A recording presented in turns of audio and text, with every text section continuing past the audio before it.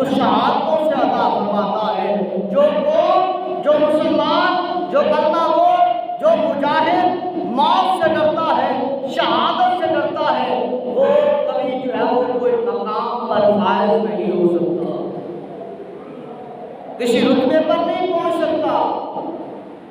آج ہر طرف سے مسلمانوں کو گھیرا جا رہا ہے، کہیں پر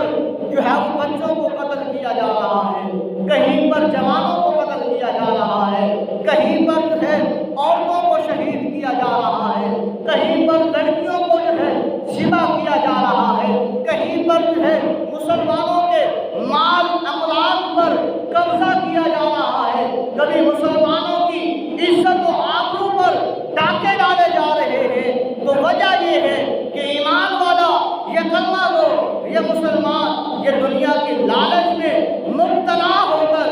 وقت جہاد کو بھول چکا ہے، میدان جہاد سے بھاگ چکا ہے۔ جو قوم میدان جہاد سے بھاگ جائے اس قوم کی جو ہے وہ مقدر میں رسوائی جو ہے وہ مقدر بن جاتی ہے، پریشانی مقدر بن جاتی ہے، مصیبتیں مقدر بن جاتی ہیں، عزتیں مقدر بن جاتی ہیں۔ اس قوم کو ہر طرف سے ذلت ہی ذلت کا سامنا کرنا پڑتا ہے۔ جو قوم اپنے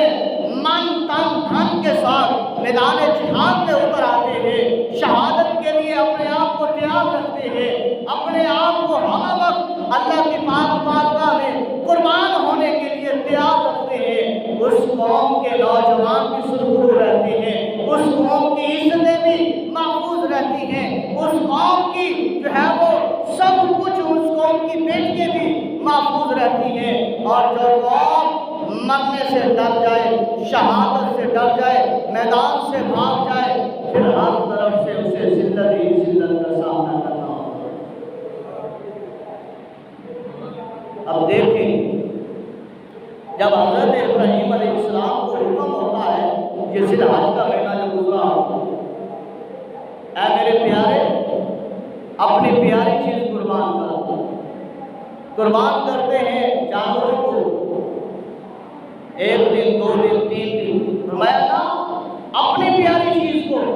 جو جان سے زیادہ عزیز ہے۔ جب حضرت اسماعیل علیہ السلام کو قربان کرنے